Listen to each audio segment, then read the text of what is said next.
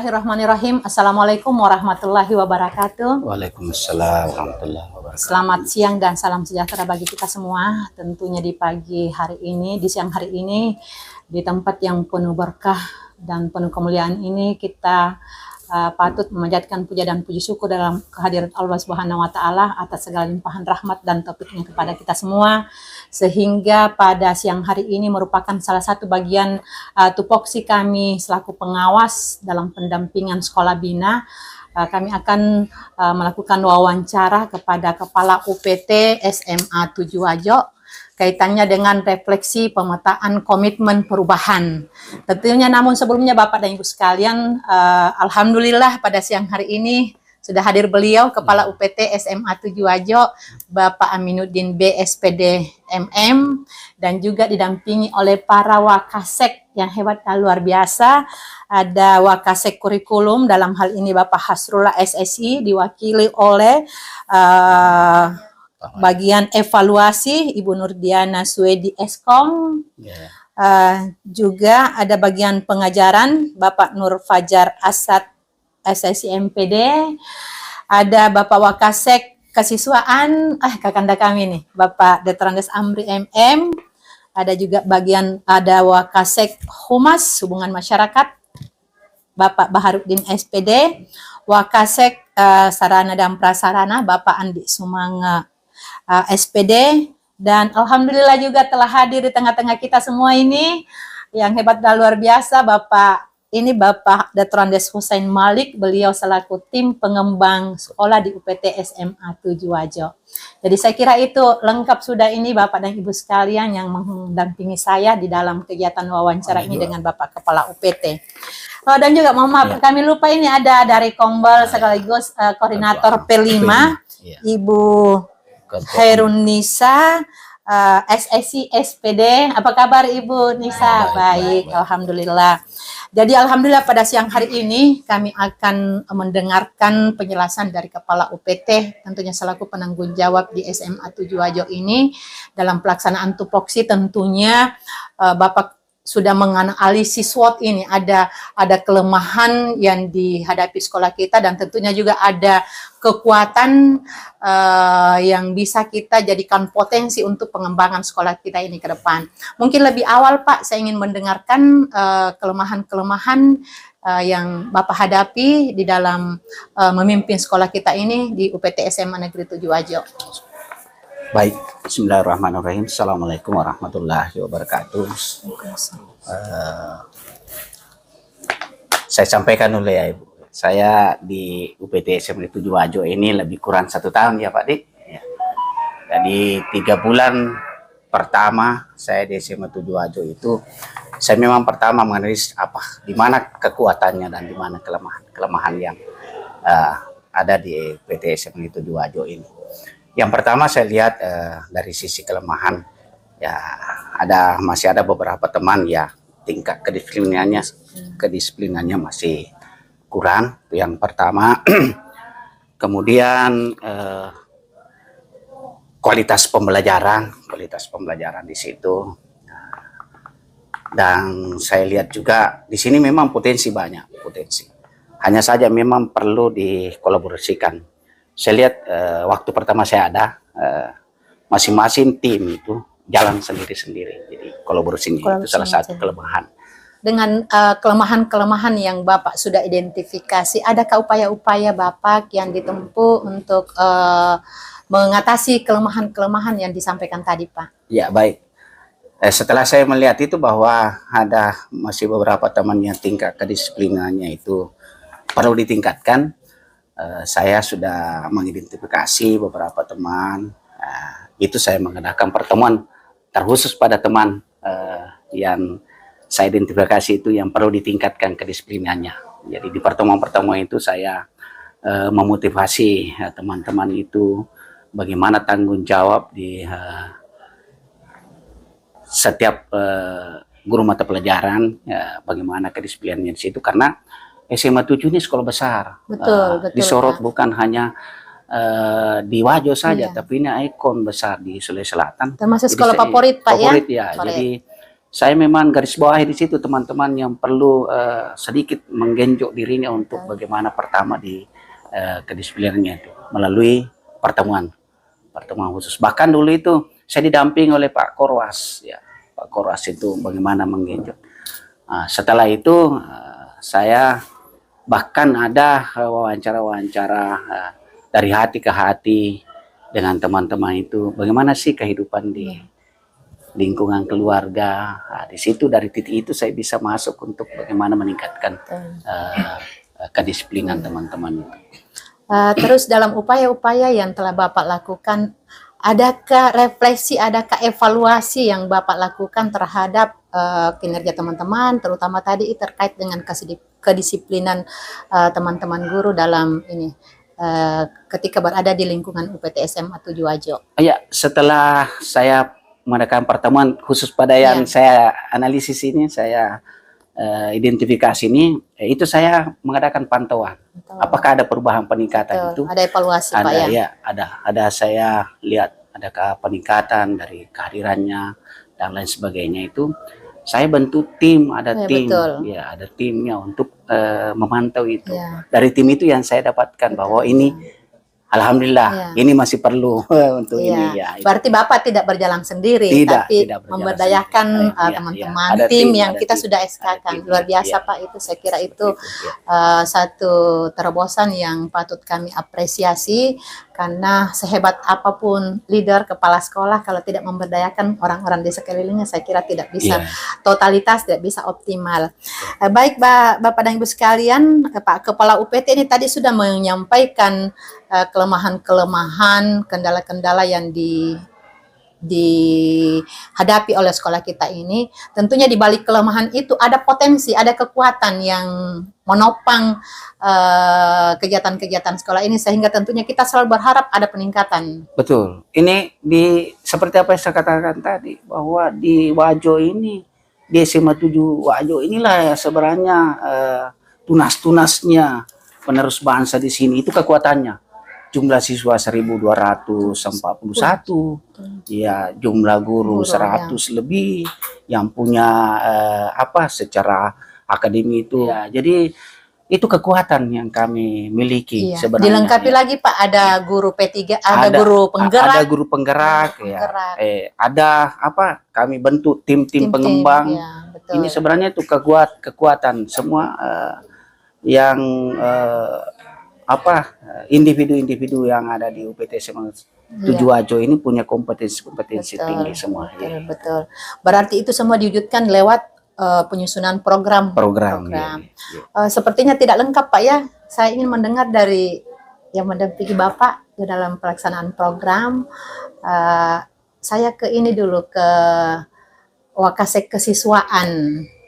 Dalam penyusunan program yang dirancang di sekolah kita ini Pak, apakah ini lahirnya dengan melibatkan semua stakeholder, atau program itu cuman yang lahir dari Pak Kepala UPT? Mungkin Pak ini Wakasek Kesiswaan, Bapak Detrandes Pak Detrandes Amri MM memberikan kepada kita semua di dalam pelaksanaan penyusunan program. Baik, untuk program yang ada di kesiswaan itu tidak serta-merta hanya muncul dari satu pihak, maksudnya dari kepala sekolah, tapi itu adalah kolaborasi, karena setiap tahun pada saat rapat menghadapi tahun yang baru itu, kita kembali mereview, mengevaluasi program yang ada, dan itu disampaikan secara umum, dan tentu ide di kepala sekolah di dalam itu digodok menjadi ide umum.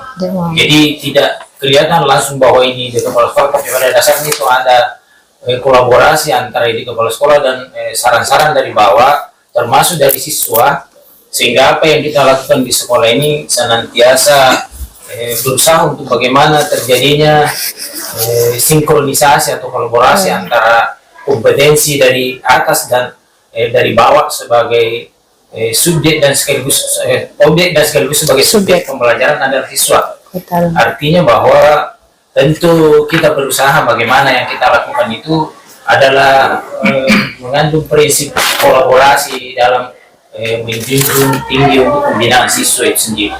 Saya kira melibatkan semua stakeholder, Pak ya. Stakeholder itu bukan cuma yang berada secara internal di sekolah kita ini, tetapi juga melibatkan stakeholder di luar sekolah kita, misalnya pengurus komite, ketua komite, karena bagaimanapun juga kegiatan-kegiatan yang kita susun di sekolah kita ini juga dilibatkan komite sebagai pertanggungjawaban juga ke orang tua.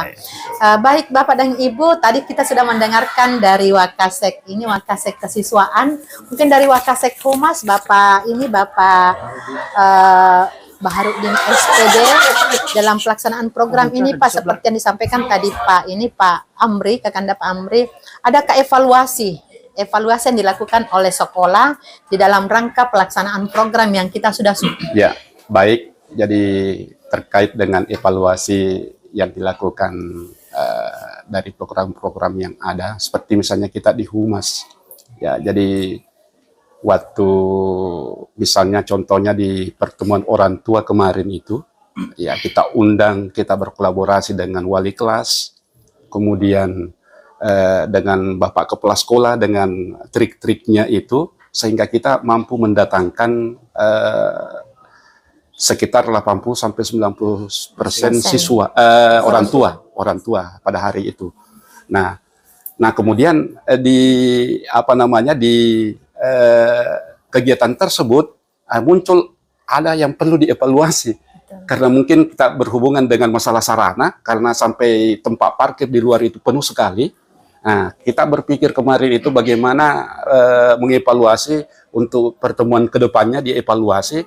Nah, kita kerjasama dengan sarana, dan kita sudah sampaikan ke pihak komite bahwa bagaimana nanti ini penggunaan lapangan bisa kita tempatkan mobil yang ada masuk di situ, dan kita sudah koordinasikan dengan komite, dan alhamdulillah berkat itu dengan evaluasi yang kita lakukan itu pengurus komite itu bersedia membangunkan kita, artinya memberikan akses jalan masuk untuk mobil untuk persiapan untuk tahun depannya. Mudah-mudahan ini segera akan dibangun itu. Itu evaluasi, salah satu evaluasi yang kita lakukan itu kemarin dari hasil pertemuan orang tua yang kemarin. Dan alhamdulillah dari pertemuan-pertemuan kemarin itu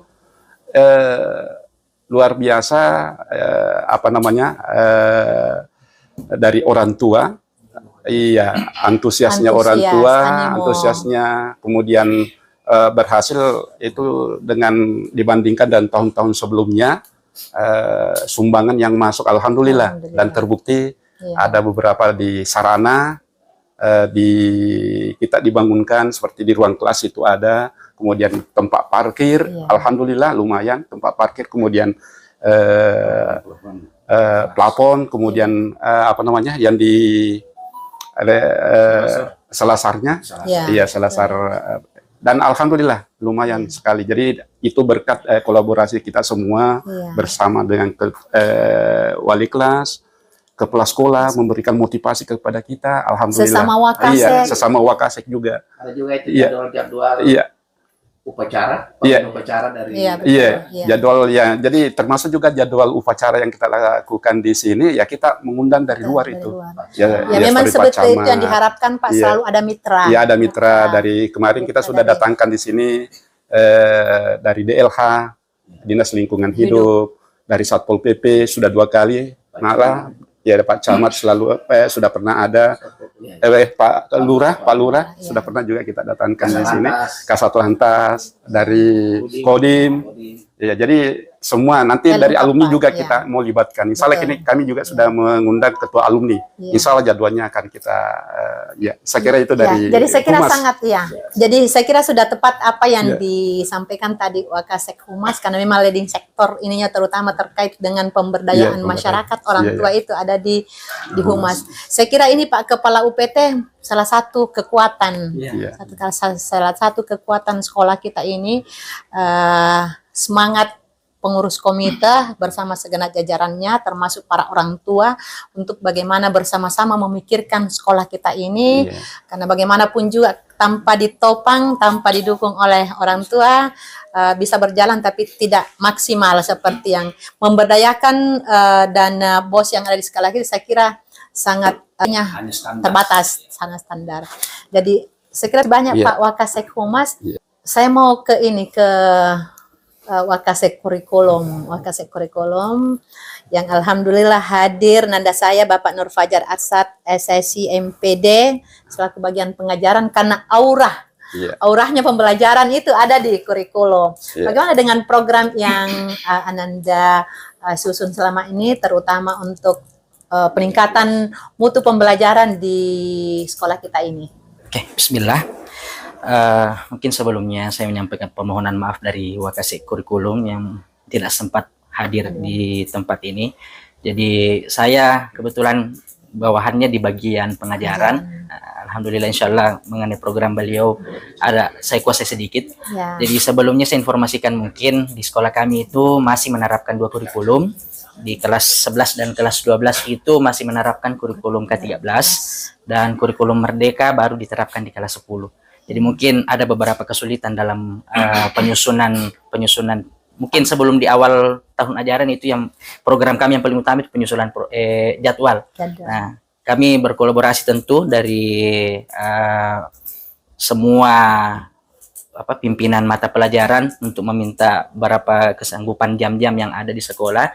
Dari situ setelah itu kami susun semua jadwal pelajarannya. Untuk program-programnya mungkin sudah disampaikan tadi sama Bapak Kepala Sekolah bahwa bagian yang guru-guru yang agak kedisiplinannya kurang itu bekerja sama dengan pihak kurikulum sebenarnya karena di bagian pengajaran itu kami sempat terapkan adanya absennya atau rekap kehadiran guru seperti itu. Jadi kami juga bekerja sama dengan tata usaha untuk mengadakan piket misalnya di setiap jam-jam itu ada tata usaha yang bergerak untuk melihat ada kelas yang kosong. Nah, itu senantiasa berkoordinasi dengan kami. Kalau masalah di bagian pengajaran mungkin seperti itu programnya. Sepertinya di sekolah kita ini ada sedengar Pak ya kelas khusus. Kelas khusus. Khusus itu berlaku untuk di kelas 11 dengan kebetulan kalau kelas khusus itu pun setiap tingkatan ada. Setiap tingkatan ada. Jadi ada memang programnya itu untuk seleksi dari awal. Sekarang kan kelas 11 dan kelas 12 itu K13 artinya dia khusus ke IPA-nya. Untuk kelas 10 kan kurikulum Merdeka. Jadi kami belum untuk program kelas 2-nya belum, tapi untuk pemilihannya memang kita adakan tes. Jadi semua istilahnya anggapannya siswa-siswa yang memiliki kompeten dikumpulkan di satu kelas itu. Berdasarkan hasil tesnya. Di kelas 10 dan 11 itu ada kelas taplis. Luar biasa ya Pak Fajar ya. Tadi tentunya Bunda sudah mendengarkan bahwa untuk di sekolah kita ini 2 berlaku kurikulum. Kurikulum K13 untuk kelas 11 dengan 12 dan untuk kelas 10 itu adalah kurikulum Merdeka. Tentunya salah satu pembeda yang kurikulum Merdeka dengan yang kurikulum 2013 itu yang kita terapkan sekarang itu ada kan kegiatan P5. Ada P5 yang kebetulan juga hadir koordinatornya. Mungkin bisa menceritakan ke Bunda, ke kita semua tentang pelaksanaan implementasi kurikulum Merdeka ini terkait dengan kegiatan P5.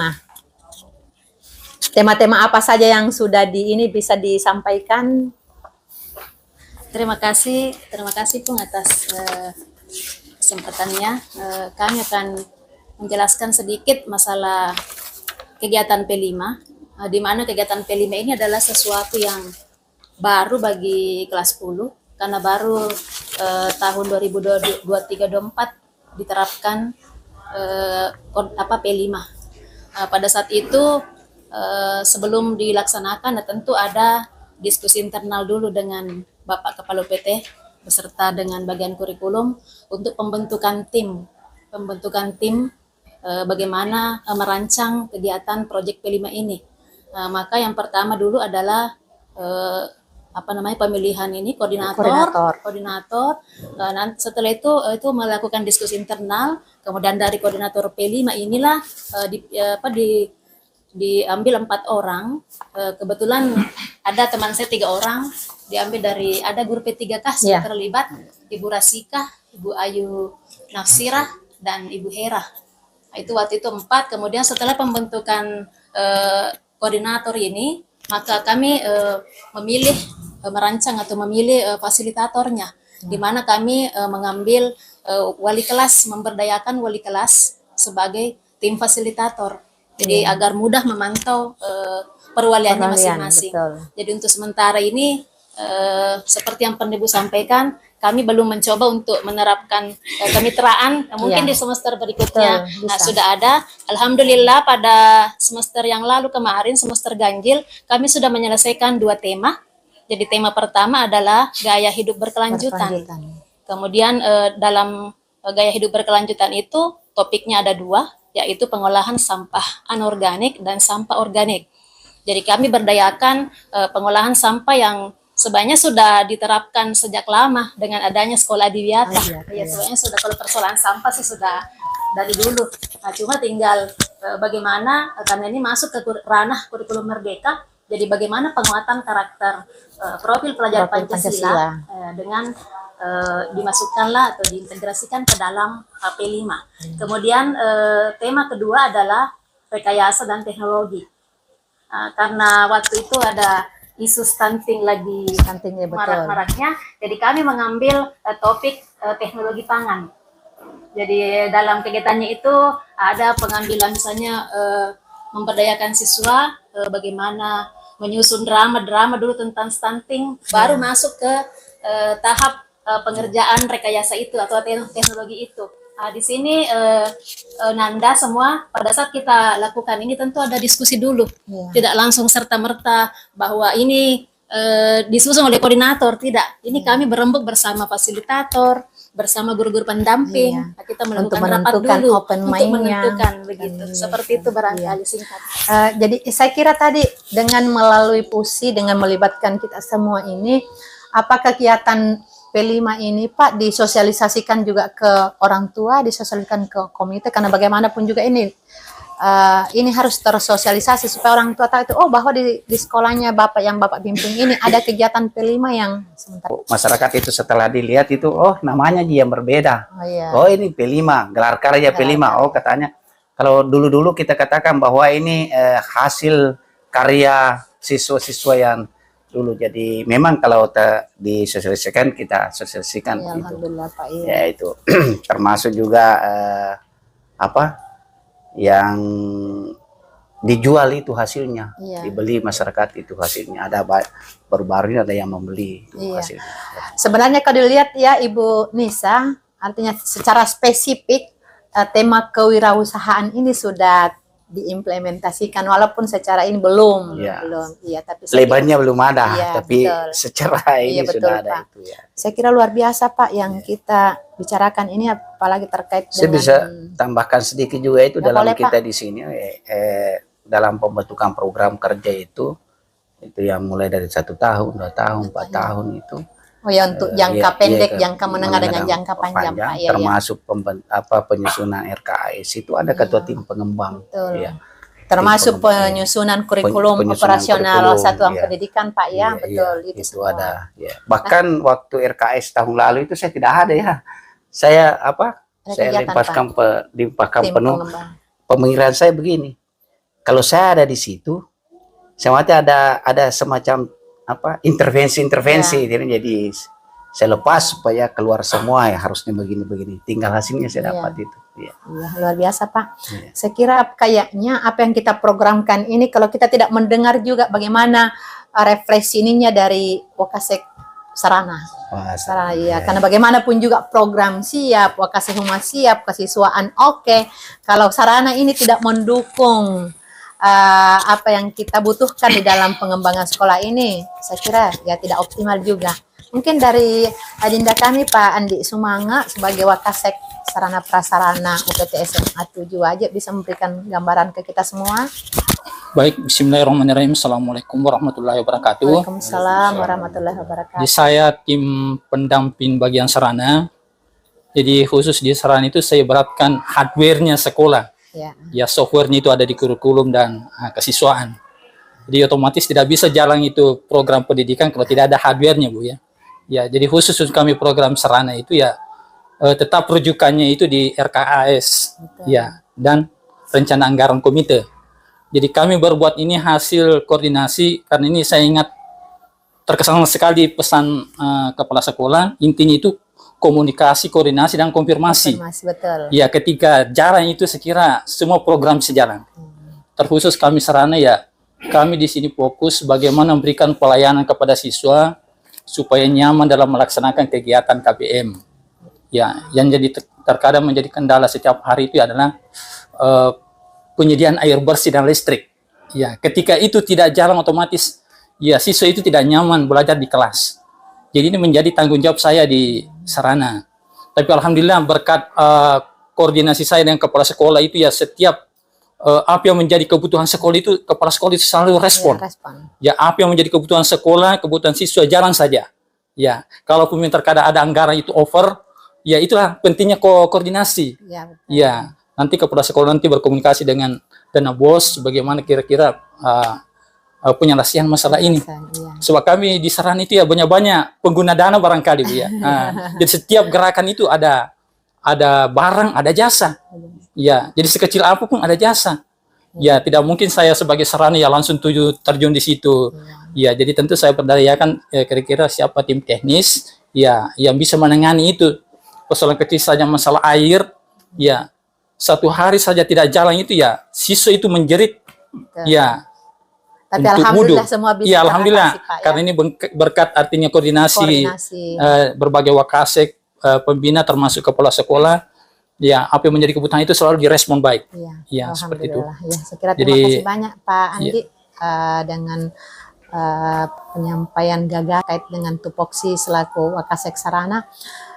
Sepertinya Pak ya, kalau sebelum Pak Kepala UPT statement closing, sebelum closing, sepertinya arahnya ini apa yang kita bicarakan hari ini sebenarnya ada di tim pengembang.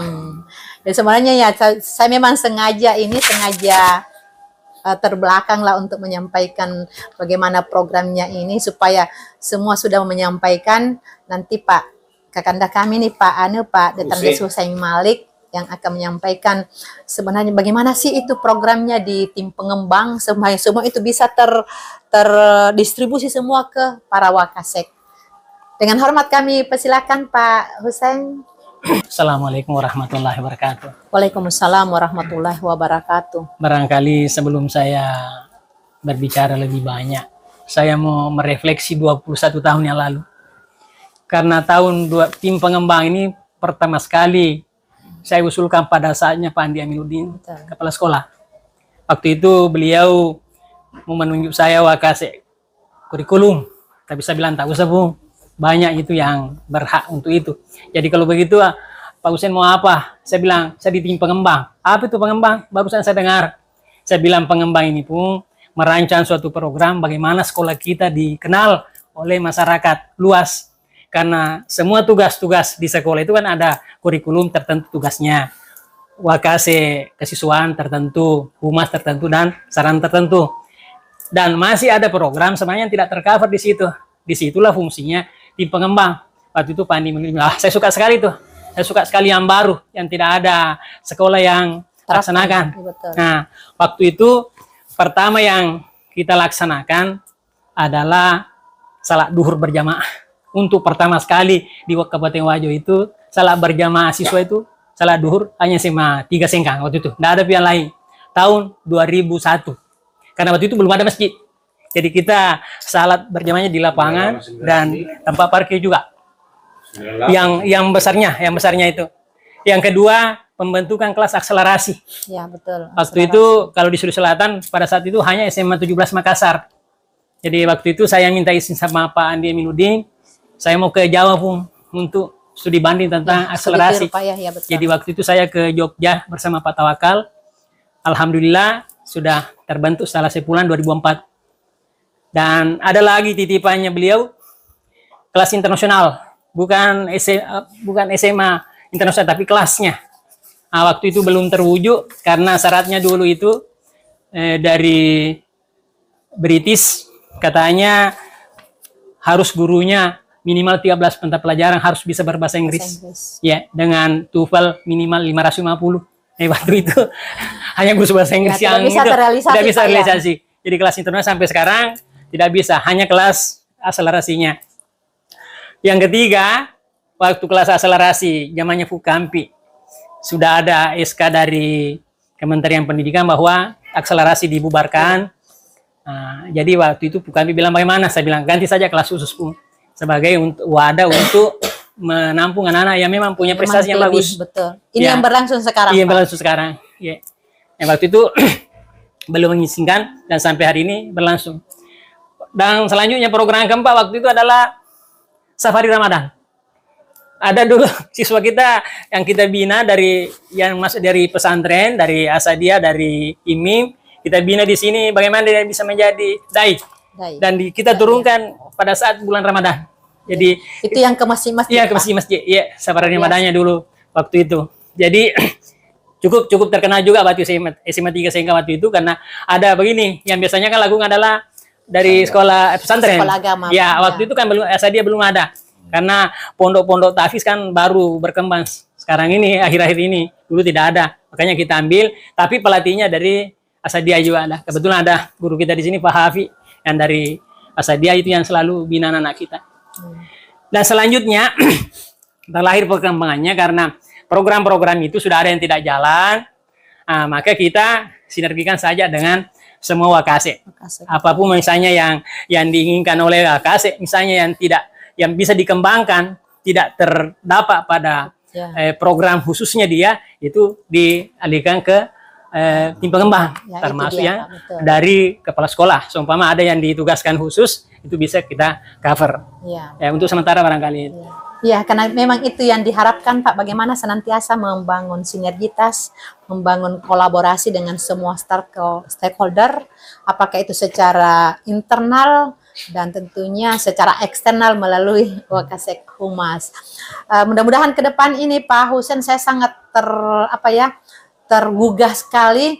Mudah-mudahan ke depan ada programnya ini tim pengembang untuk bagaimana memberdayakan kerjasama dengan guru penggerak. Karena ini yang selalu kita ini Pak, titipan dari Pak Kadis ini seperti itu. Bagaimana itu guru penggerak itu karena memiliki predikat yang lebih dari guru-guru yang lain untuk mampu menggerakkan dirinya sendiri dan mampu menggerakkan orang lain.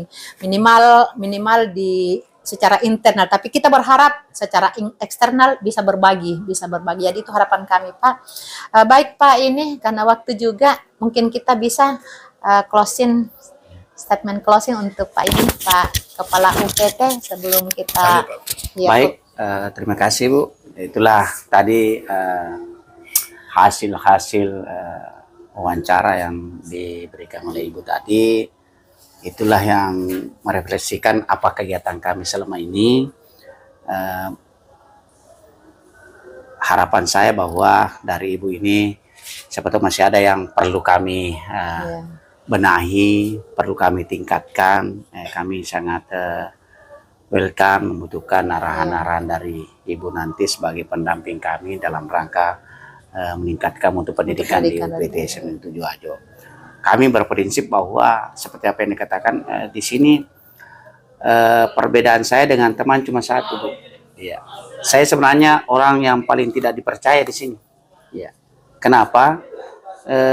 Kalau teman-teman ini tanda tangan, cukup tanda tangan saja sudah diterima. Tapi kalau saya tanda tangan tanpa stempel, tidak diterima. Itu saja yang membedakan. Ya. Tidak ada lain. Saya hanya memberi satu statement di teman di sini. Pertama saya datang bahwa kita itu mengawali pekerjaan dengan komunikasi. Kerjakan pekerjaan dengan komunikasi. Tutuplah pekerjaan itu dengan komunikasi. Jadi tanpa komunikasi tidak ada yang bisa kita jalan.